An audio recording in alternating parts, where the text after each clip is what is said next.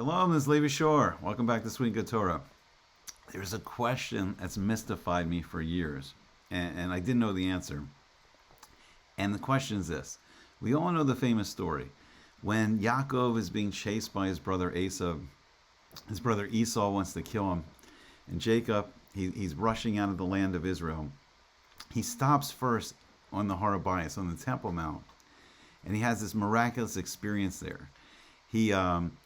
He puts 12 stones together, and then Hashem does this miracle, this nace, and then all 12 stones come together and form one stone. And this is a siman to him. It's a sign that all his sons are going to be righteous. They're all going to be tzaddikim, and they're going to unite together into the Jewish people, into Israel. And it was a great sign for him that, this is all going to work out. But even deeper than that, this stone becomes what's known as the Even Shtia, the foundation stone. And on this stone is where the Kodesh Kadoshim, the Holy of the Holies of the Beis HaMikdash, of the temple in Jerusalem, was built upon this stone. And on that stone sits the Aron HaKodesh, the Ark of the Covenant. And now today, like when the Muslims conquered Jerusalem, they built this gold dome and the shrine over the stone. They call it the Dome of the Rock. So this is the holiest place in the world. This is what's called Jacob, he calls it the Shar Shemayim, the gateway to heaven. This is where, if you know Kabbalah, it's where the Kav comes down from the Or Ein Sof, from the infinite light. And it's where the earth touches the heavens, where the Aretz touches Shemayim. So it's the holiest place in the world. But my question has always been this. If this is the Even Shtia, if this is the foundation stone, then, it should have been that Hashem created at the very beginning of the Maisa Bereshis, of the creation. He creates the Even Shtia, and then the whole universe is supposed to be all created from there. So how is it then that Yaakov comes, when Yaakov puts the 12 stones around him and they come together, then that creates the Even Shtia?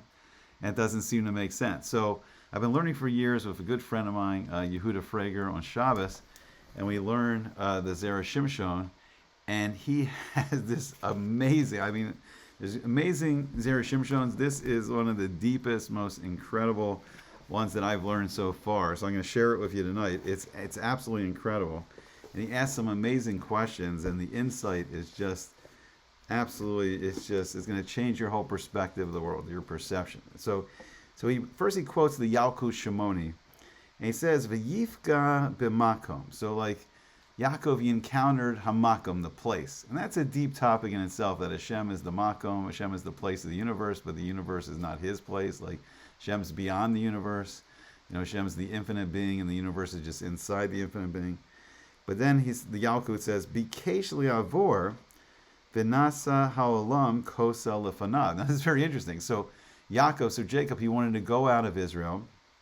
And if he did, he would have made the whole world into a wall before him. That's a very mystical statement. What does that mean? What is the Yalkut Shimoni saying? And then the Rabbanan Amrei and the rabbis say, Ki vo hashemesh, ki ba hashemesh. So the sun was coming, so the sun's going through its normal path in the day, rising in the east and setting in the west. But then ki ba hashemesh, then Hashem, he extinguishes the sun. So what's that mean? What's it mean? So milamed shahashkia HaKadosh Baruch Hu Achama Shelo Bo Nasa. That sunset, what Hashem did is, the Holy One, blessed be He took the sun and He made it set not in its normal time. He made the sun set early. So Kedei Lidaber Im Yaakov Avinu B'tzina. So it's very interesting. So why did Hashem make the sun set early? Because He wanted to speak with Yaakov in private. Very incredible. This whole nace, just because He wants to speak with Yaakov. So mashal, so we have a very famous mashal here, an analogy, a parable. So le'ochavo shel melech shabo etzlo leparakim. So the beloved friend, close friend of the king, he comes to the king at different times. So Amar HaMelech, so kibu hapinzim. So the king says to those servants, he says, extinguish the lanterns. Shani rotzeh ledaber im ochavai. I want to speak with my great friend, my beloved one, B'tzina, in private. So ka kashkia HaKadosh Baruch Hu. So too, Hashem makes the sun set early because He wanted to have a private conversation with Yaakov. Incredible stuff. Okay, so it gets even better. So yesh l'daitek mai ikpas le l'haolam she'avor Yaakov So, okay, so we're going to be very specific. We're going to be medaitek here. We're going to be very specific. Why is the world, very interesting, why is the earth, why is the world concerned that Yaakov may pass out of the land of Israel, right?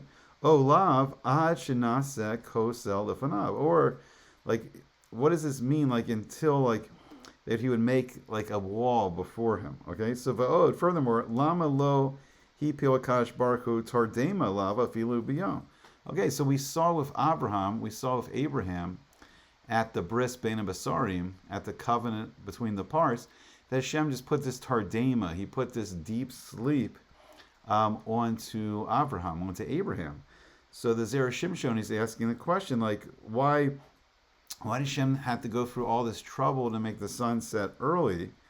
Like, he could have just put this tardema, this deep sleep, upon Yaakov even during the day, right? Why go through all this? So it also brings up this interesting question of, like, relativity.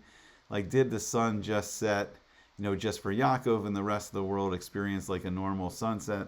I don't know, this is way beyond what we're doing right now, but just it brings up that interesting question.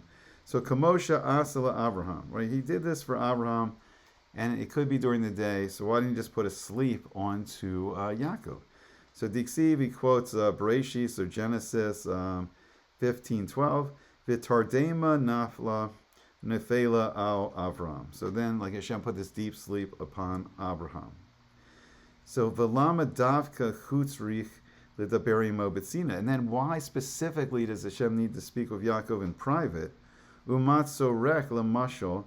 And what is the purpose? What is the need of this mashal? So dekamar mashal lechovai la'ochavo shalmelech. Like, why do we need this story, this parable about, like, the great friend of the king? So all these amazing questions. So he goes on, he says, L'taretz al rishon. So the first question he's going to answer first. So Nakdi mai isa bepirkei de Rebbe Eliezer. So he quotes the Midrash Pirkei de Rebbe Eliezer. It's the 36th chapter. And he says, V'yikach esa even asher sham miroshosav. So then, like, Yaakov, he takes the stone that was there, like, from around his head. So ma'asa kadosh baruch hu note rego yamino v'tiva esa even ad amke tohomos. So then what does the Kadosh Baruch Hu do? He takes, like, this, it says his right leg, and then I think he sinks the stone until the depths of the abyss. So Hashem makes this stone sink into the depths of the earth. V'oso says sanif la'aretz. And he makes this into, like, a keystone for the earth. And it's very interesting. He says, Ki adam she'oseh sanif lakipa. Just like a person makes a keystone for an ark. So it's an incredible idea here. Excuse me one second. So we see this with Mashiach, the very famous pasuk, like ha'evan masu habonim, right? The stone that the builders despise, right? Like, who are the builders? The builders are the Chachamim, the great Torah scholars. So they didn't see the greatness, like, for instance, the David HaMelech, like the brothers didn't see the greatness of Yosef or Joseph, right? So they despised this stone, right? So and these are the builders of the world, right? So the stone, this precious stone, but then Haisel Rosh Pina. But then Hashem makes this stone the Rosh Pina, or the keystone. So when you're building an ark of stones, the most important stone that holds it all together is the stone on the top of the ark. I'm losing my ark, right? The keystone, the Rosh Pina, and it's that one stone that holds the whole world together. And that's like Mashiach. That's like Yaakov Avinu. That's the great tzaddik who's the Yesod HaOlam, is the foundation of the world, and this one great tzaddik can hold the whole world together, and that's what Yaakov's doing here. So Lefika Nichras Even Shtia. So that's why this stone's called the foundation stone. So Shemesham Hu Tibor Haaretz, and this is like the center of the earth. Umisham Nim Tachas Kol Haaretz. So then the whole earth, it comes down from below. So I got to get a globe. I try to show my students this all the time. So the world's a sphere, it's a globe, right? So to really understand this, if we took the globe and we took where Eretz Yisrael is, and then we, turn the globe, so the land of Israel would be on top of the world, and then the whole world comes down from that place, like, that gives you an idea of the foundation stone, right? Because from Hashem's perspective, that's how, he views the world. We're used to looking at the map or the globe when we see, like, Eretz Yisrael is just in the middle there. But it's the exact center of the world. Hashem views it, that's the top of the world, and the whole world comes down from there, which is very interesting. Okay, so let me see if I can get back to my place here. So the whole world comes down from this foundation stone. So Ve'alecha Heichal Hashem Omed. And then on top of this stone, this is where the Heichal, this is where the temple was built. So Shnamar Va'evan Hazos Asher Samti Matseva Yihya Beis Elokim. Now this is an incredible idea. It's such a deep idea here. So this stone, so Yaakov's talking, he says, this stone which I placed a Matseva. So Yaakov, what he did is he took, when these stones came together, he made it into a Matseva, and he offered to Hashem, he offered korbanos, offerings to Hashem, and he made a neder, he made a special vow that if, Hashem protected him when he went outside the land of Israel, and he was living in the house of Lavan to meet his future wives, Leah and Rachel, that he would give a tenth of whatever he earns when he would meiser and give that when he returns to Israel. And then this Matseva, this is going to be the house of Elohim. This is going to be the house of God. So what's fascinating is Jacob, he's running for his life. Esau, his brother, Esau wants to kill him.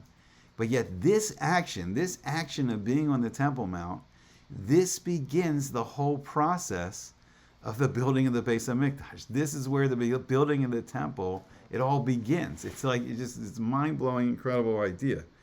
So nira mikan shedayin lo nivru yesodos ha'olam ad hashta. So Hashem, even though Hashem's created the world, and this is, well into world history now, it's still like the yesodos, the foundations of the world were not created until this moment, right? Ulachein haya makpid ha'olam. So this is why the earth was so upset, like so determined, makpid about it. Shelo yavor, that Yaakov wouldn't leave. Kedei sha'al yedei zeh yischasku yesodosav, because Yaakov needed to be on the Temple Mount, and he needed to place the stones around him, have Hashem bring the stones together, and then this would form the foundation stone of the world, and then the world would exist. The world would continue to exist. So Vanasa Kosel Afanav, and it was made into a wall before him. Lirmos, the hint, Lo She'im Lo Yisa Kev Yaseh HaYesodos, that if he didn't stop here, if he wasn't prevented from visiting the Temple Mount, that the Yesodos of the world, the foundations of the world, would not be made. And Ha'olam Bittel, and the whole world would be nullified. Ve'eno Derek Li'avor, and there'll be no path to go over. Like there'll be no world anymore. The whole world would disintegrate. So Lafi Shelo Yeh Od Olam, there'll be no world. So if Yaakov didn't stop and this foundation stone was created, the world would have disappeared. There would be no purpose for the world.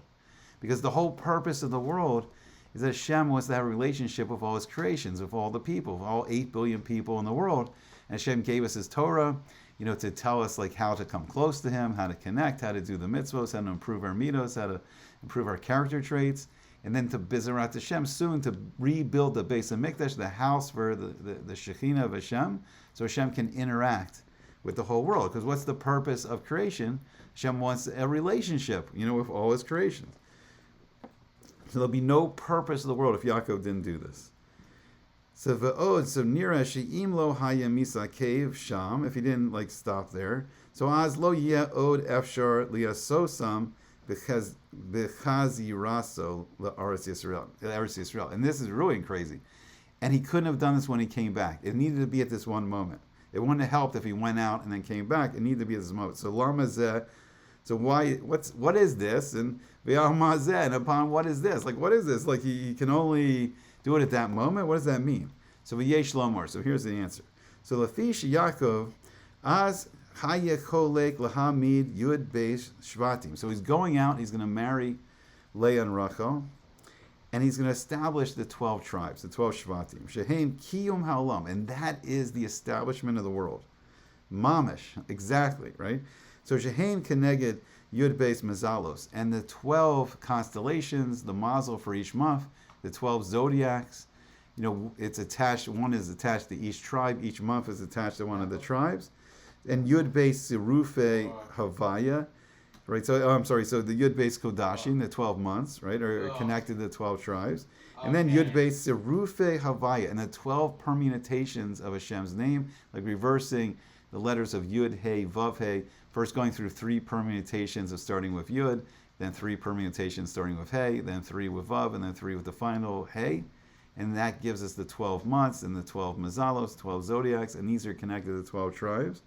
And this is like the foundation of the whole world. So v'im hayamamid hashavatim kodem shenis yasad haolam. So if he had established the tribes before he founded the world, so Iyavshar lo od lehis yaseh, now he can no longer found the world.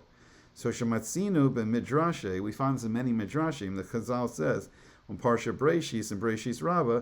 So Rav Huna b'shem Rabbi Ivo Amar Badas Boro Shabara Sarke Mezonosav V'achar Kak Boro. So like in Hashem's mind and his great, elevated knowledge, he of the Creator, he created the needs, right, of the world, and then after that he created the world. It's a very, very interesting idea. So then V'haki Nami Parsha Tazria, we see in Vayikra Rabbah, it says, Im Zaka Adam Orim Lo. If a person merits, if a person elevates himself through the Torah and the mitzvahs and becomes higher than a malach, he's living in the physical world, but he transcends the physical world through the Torah and the mitzvahs, then we say to that person, if he merits it, he says, Ata kodemes lekol ma'aseh bereshis. Like you are before the whole creation. You're before the whole ma'aseh bereshis. But if a person, Chas v'Shalom, gets lowered into the physical desires, and he acts like an animal. So v'im lav, if he doesn't merit it, omrin lo, we say to him, yitush kodmecha, like even the flea, the lowly flea and the shilshul, I think it's the slug, they were created before you. All the fish and the birds were created on day 5, and all the rest of the animals were created on day 6 before Adam and Chava, before Adam and Eve. So if we merit it, we're higher than Malachim, we're higher than the whole creation itself. But if we don't, then we were created even after the animals, and we're lower than them. Incredible. So v'yesh l'daiktek be'elu hamidrashim. We should look very carefully at these midrashim. So dama rotzeh lomar b'das bora. What is the knowledge, the great elevated knowledge of the Creator of Hashem? Ve'od ma to'eles li'adam im kadam li'olam o lo kadam. And what is so important about a person being created before the world, or not? All right, so that's another big question. I'm going to leave you on that cliffhanger. Who knows, maybe if you guys really enjoy it, we'll do a part 2. But such deep ideas, so much to think about there, and just such an incredible insight into the Even Shtia, the foundation stone, and just the holiness of the Temple Mount, and just incredible Torah from the Zera Shimshon. Okay, give me your comments. Please like, share, subscribe, all the good stuff. I hope to see you back again soon on Sweet and Good Torah.